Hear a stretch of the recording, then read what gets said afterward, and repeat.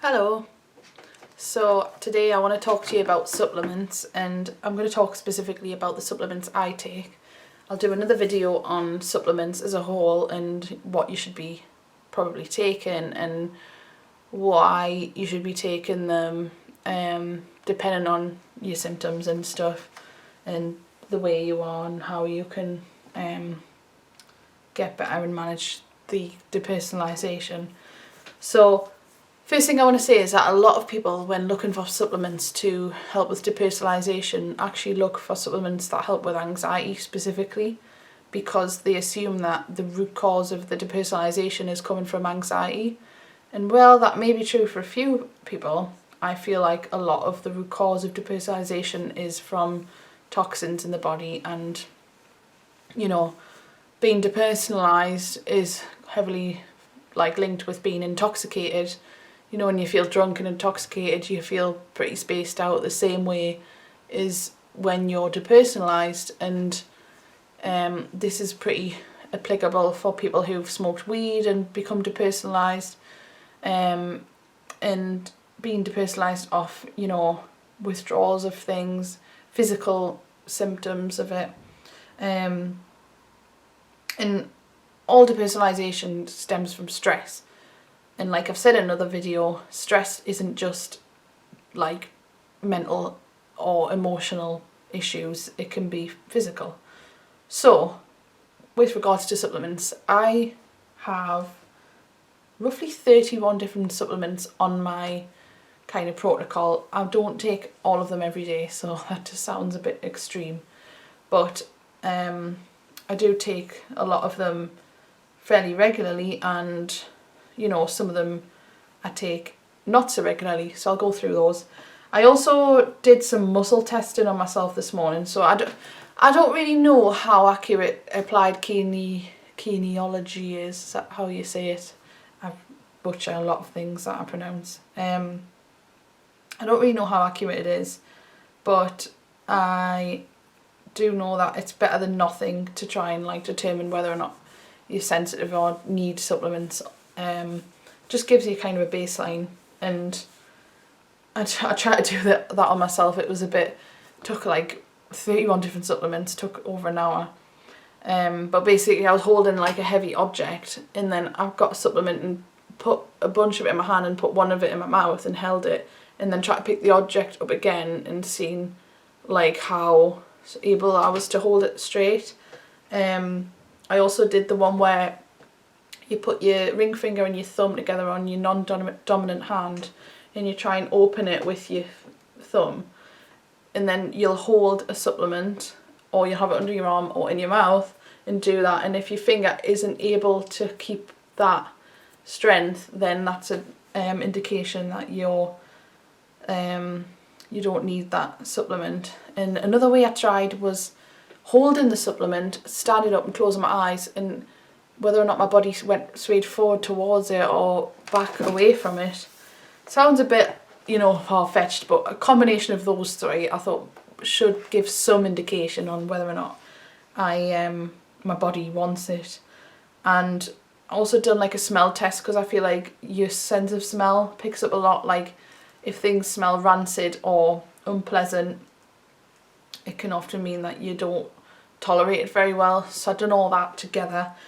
So I'll go through the results of the conclusion I've drawn anyway from the tests, and when I go through each supplement. I'm going to make this into about a half-hour video, so hope I've got enough time, and I'll go through why I take them. So first one is Rhodiola Rosa. I have very high cortisol, which I had tested with a saliva test. So I take Rhodiola Rosa because it lowers cortisol. It's just like a little capsule. Take one of those every day at tea time with food. I do need this supplement. According to the muscle test, it was quite obvious, and it basically lowers cortisol and it kind of balances my adrenals better. So I take that to kind of keep things in check. It's an adaptogen, so if you've got high cortisol and sometimes low cortisol, it helps with, because it adapts to what your body needs. Vitamin E is I take the mixed tocopherols. That's 400 IU per day. I did used to take 2 a day, but then I reduced it to 1 because I've had other tests and I have a slow COMT, which is something else I'll go into if you don't know what that means. My DNA basically says that I don't process certain transmitters in the body very well, which is connected to the depersonalization, which I'll go into. But vitamin E is one of the things apparently I need to be careful with, because it's pretty much, I'm like genetically sensitive to it. But I feel like I haven't had problems from it, but I'm going to lower the dose down to 1 a day. The core 4 says I need 1,000 IU a day, but I've been taking like 2 a day for about 2 months now, actually, I would say. So I feel like I've got enough in my body to keep that level topped up. So on the muscle test, that was a no, because I was weak to it. So I decided instead of cutting it out, I'll go down to 1 a day. This is vitamin C powder, absorbic acid, vitamin C. So again, vitamin C for me, I have problems with it because I can't process estrogen very well, and I found that vitamin C makes my estrogen levels unbalanced.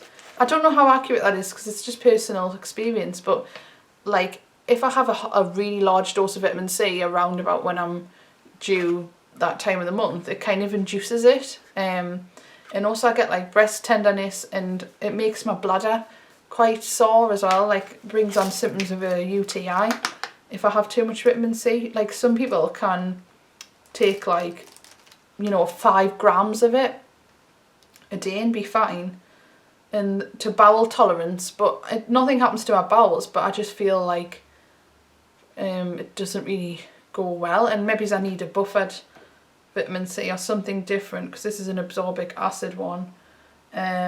But I'm still going to keep taking it because it's really important for oxidative stress.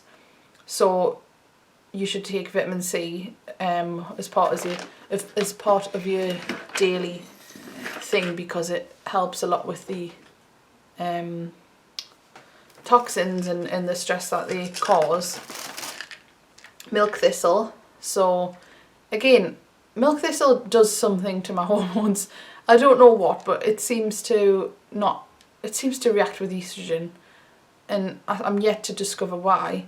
But I do take some of these, and I was again no on the muscle test that I needed them, because all of the tests come up, I was sensitive to it, so maybe that's why. But I'm still going to take like 1 a week just to keep that like functioning, because I don't want to totally drop it, because it's important for your liver. But I do have other liver support which I'll go into. But if you're okay with milk thistle, it's really good for the stress on your liver. Evening primrose oil, I don't actually take that very often. I usually take it around that time of the month because it helps with the menses and stuff like that. It's got vitamin E in it as well, so that's again good for being like an antioxidant. So with depersonalization, if you're taking supplements, you need to take a lot of antioxidants, because that's basically what it's all about, making your body toxic burden level decrease as much as possible for you to be able to detox what's going on. So yeah, even primrose oil, I just take about 1 a week for that as well, so it's not massively important. So this one here is Hydroxy B12. So I've tried a lot of B12. I've done the methylcobalamin B12 and the regular. When I first started out, I just would buy like an Asda B12 and just jam it in my mouth and swallow it, not even think about what it had in. It wasn't even doing anything. I can't absorb that type of B12, and I don't do well with methyl donors, I've found, because I have a COMT variation in my genetics, so again, I don't do well with methyl donor, so I had to get this Hydroxy B12, which I can process better.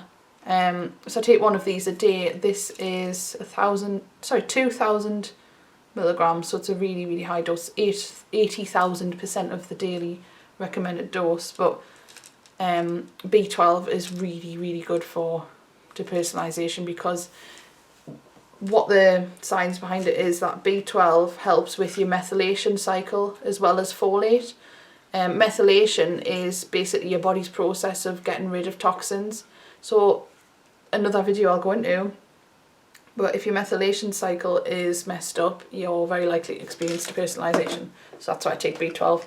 Take methylfolate as well. I don't know if I do very well on this because it's a methyl donor, but I've never had bad reactions from it. And I decided that I would cut the dose down to 3 a week rather than 1 a day. But I'm still going to keep on with that. Probiotics I take, well, I used to take 1 a day. Sorry. But the muscle test, every test I was weak to it. And then I realised it's actually got ingredients of like dairy and milk, and like the acidophilus is like a dairy kind of thing, and I think I'm sensitive to thiols, so I can't take probiotics because that's high thiol. So I don't think I'm going to continue with those. Zinc, picolinate, sorry about the pronunciation, 22 milligrams. So I'm going to cut that down. I used to take 1 a day. I'm going to cut that down to 1 every other day, because my zinc to copper ratio is actually, I've got high zinc and lower copper. So I don't want to unbalance that even more by adding high doses of zinc to, you know, reduce and not have the copper balance. So I know it's important for oxidative stress, but I'm just going to keep that sustained with 1 every other day and see how I get on.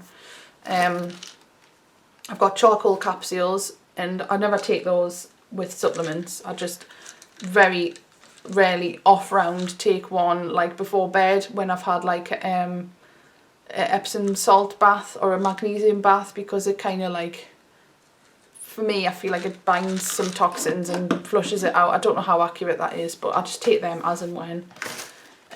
Holy basil, again, just like the Rhodiola Rosa, lowers cortisol. Take one of them in the morning on an empty stomach, so it's like spaced out from holy basil and Rhodiola Rosa throughout the day. That was okay on the muscle test. DIM. So I haven't took any of this for a while, and I'm not going to, because it's again high in thiols, but it is really good for metabolizing estrogen, and I am estrogen dominant, so the muscle test was okay for that. So I'm going to reintroduce that, you know, once I'm okay with thiols again, to process estrogen, and then maybe I won't have such bad PMS around that time as well. Chromium is good for blood sugar and helps to reduce the effects of glucose, like normalizes the blood glucose level and metabolizes nutrients better. So that's 200 is that milligram, but I was okay for, where is it on the list, chromium. Yeah, I was okay for the muscle test for that, but I don't need it every day, so I'll take three of those a week. Potassium capsules, so again, I think these are a load of rubbish, because it's 99 milligram per dose, and that's only 5% of the daily recommended allowance. And I think they've done that because high potassium can be really dangerous, but my potassium is really low on my hair test, so I got these thinking that it would help, but you need to take like 4 a day to get 20%. So that's like 20 of these a day to 100% potassium. So instead I've started taking low salt, which is potassium based, with water. So, but you can take these, you know, if you want to boost your potassium up a little bit. Helps with your electrolytes and your adrenals. So adrenals are really important for anxiety, which I'll explain in more detail. CoQ10 is the coenzyme Q10, and it's we've got vitamin B1, contributes to normal energy production and supports the function of the heart. These are just like a shop bought brand because I wasn't really sure if I needed them. I've just heard that they were good for like your brain health and stuff, so I bought them, but to be honest they're not like a good high quality, so they might not be like very effective. On the muscle test it was fine, and I aim to take one of these every other day, so just to keep this maintained. Artichoke extract, so this is my main source of liver support.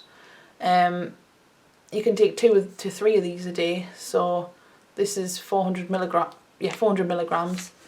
I thought I was sensitive to it because when I first started taking it I was quite itchy and I felt like, you know, few rashes, but I think my body was just adapting to it, and I'm okay on the muscle test. But I'm just going to take 1 per day, so it's not to like make a massive dose. And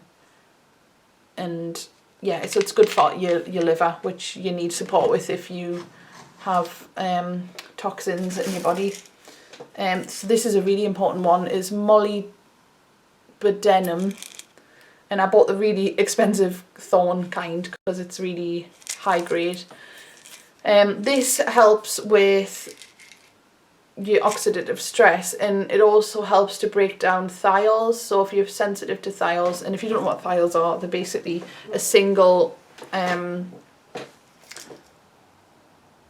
like a sulfur compound that moves metals around the body. Some people need it to kind of feel better and to like have that, I guess, function of the mercury to move around, but I feel like for me I need not to have thiols in my diet because it kind of upsets the balance of it, and the molybdenum helps to like regulate that, so it's really good for your liver and your detox as well, so that's definitely a recommended one. Selenium is obviously good for mercury, and I used to take 1 of these a day, but then I was also eating Brazil nuts every day, like 3 Brazil nuts. I think my selenium level was getting a bit high. It's good for the thyroid as well.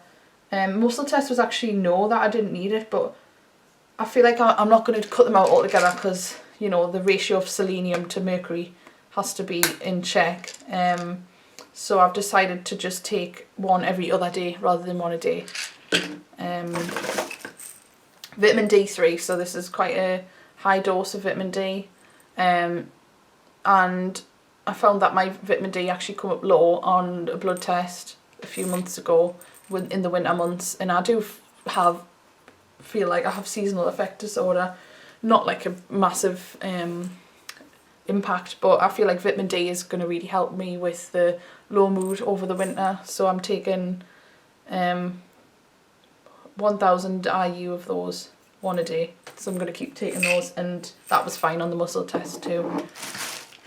Sea kelp, so my iodine level was really low on the hair test, so I thought I'll get some iodine, but it's not like mega important, because if you start increasing your iodine in your thyroid function without supporting your adrenals, you're gonna just crash, because your adrenals are like the whole engine of the car. You know, if you rev up the engine without fuel, you're gonna just burn out. So I decided to I was taking 1 a day, but in the muscle test said I didn't need them, so I'm just going to take 2 of those per week, so I'm not going to put too much strain on that.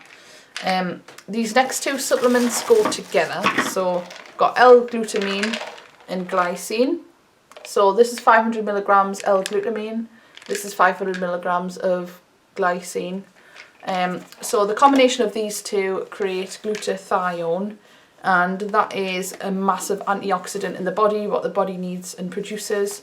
People with toxic burden levels in the body have low glutathione, and rather than taking glutathione itself, I'm going to take the 2 ingredients to those for my body to make its own glutathione, because taking glutathione on its own isn't good for a mercury toxic person. So the recommended ratio is 2 of these to 1 of these.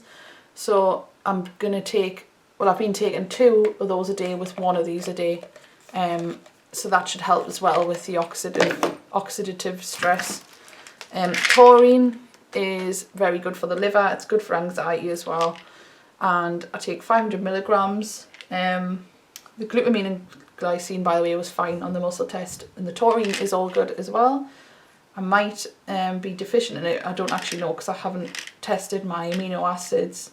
But I feel like I need the taurine as well for liver support and to excrete those toxins. Vitamin B6, so again another support for methylation, and it helps to maintain hormonal balance as well and helps with energy. This is just a shop bought one, so I could probably do better if I bought like a P5P proper supplement, but I wanted to just have like a bit of a weaker one because I was worried about being too much vitamin B6 because that can cause, again, issues. So I'm just taking 50 milligrams of that, and that is fine on the muscle test. So I'm taking 1 of those per day. So B3, niacinamide, that is helpful for the body to helps with, like, you know, acne and toxins that linger around in the body. It helps to kind of eliminate those. This is 500 milligrams, so that's over 3,000% of the recommended daily allowance. And I actually tested no for that on the muscle test, but I do feel like it's going to help. So I'm still going to take like 1 or 2 of these a week because I didn't, again, want to eliminate that. And you need to take that with food as well because otherwise it might cause itching. This is a vitamin C tablet, so it's 1.5 grams, and I was taking 1 of these a day. It's got rose hips as well. Sorry, I was taking 2 a day, and I just found that it was really kind of like irritating me in a way. It's timed released as well, so it's not like I need to kind of keep it topped up because it slowly releases. In the muscle test, it come up that I didn't need it, but I do still need it for the chelation therapy, so I'm going to just take probably like 1 a day and skip a day or so here and there. Magnesium L-threonate, this is amazing stuff. So I used to take magnesium and I was like, it's not even working. I was taking magnesium oxide, which is just like basically flour. It doesn't have any effect. Then I went to magnesium citrate, and I didn't realise there's actually different types of magnesium for different reasons. And this one crosses the blood-brain barrier, and it actually really helps with anxiety. I found it very mood uplifting, and one of the best supplements I've had. So definitely recommend this. I take 3 a day because I'm quite magnesium deficient anyway, and it's helped with clearing my head a lot as well. So this would be really good for depersonalization, and I do need that for the muscle test. I've got L-Theanine, and these are 400 milligram capsules. So I take these for anxiety. I believe this is what's contained in turkey and sort of like green tea, but then I found that my COMT status doesn't do well on this, so, and I muscle tested it, and again I don't actually react well to it, so I think I'll take just 1 a week just to kind of keep my body sustained with it, because I don't know whether it's helping with anxiety or not. I haven't took it for long enough to see any difference. I've got Himalayan pink salt, which is a grinder, and I basically put a teaspoon of that in my water every day for my adrenals, and it's got a lot of minerals in it as well, so I would definitely recommend that for your adrenal support. I have here a massive bottle of omega-3. It's 1,000 milligram per dose, so you take 2 doses a day, and omega-3 is brilliant for brain health and oxidative stress as well, and it helps with vision and brain function. So I did the muscle test on those, and that was fine. I'm going to take 1 of these a day. It's a new supplement I've just got. And I've got holy basil tea here, so I have one of these at night to help with the cortisol levels, because the cortisol levels for me were high throughout the day, so I had to take something at each point. So the holy basil tea was fine, one of those per night. And I also have my ACE adrenal cortex, which is mega important. On the muscle test was fine, and I was taking one of these a day, and it did help a lot with anxiety because I felt like my adrenals were crying for support. But I'm going to take 2 a day starting from next week, so that's all good. And then the final things what are muscle tested are the chelators, ALA and DMSA, but again you have to just take those as the anti-cutter protocol allows. These are 3 milligrams. I haven't started the ALA yet, but I'm going to actually use my capsule machine and put 1 milligram doses with some vitamin C powder to start with. Obviously I've been taking these 1 milligram doses on rounds, which I've done 2 rounds with. Muscle testing was all fine, thank God, so I don't really know how accurate that is, but we'll find out once I start taking the ALA. So that is all my supplements, and I use a pill box to organise them all every week so I don't forget. But hopefully this was enough information for you to make a bit of a decision on what you could be taking or what might help you. I'm going to do another video on general supplements to take with depersonalization, but these are all the ones that I feel like I need and I'm going to stick with until I'm well again, because I've seen a lot of changes and felt a lot different with each one of these. So I've kind of finally found the right things and I've eliminated the wrong things. So yeah, I hope this was helpful, and if you've got any questions just leave them down below. Thank you.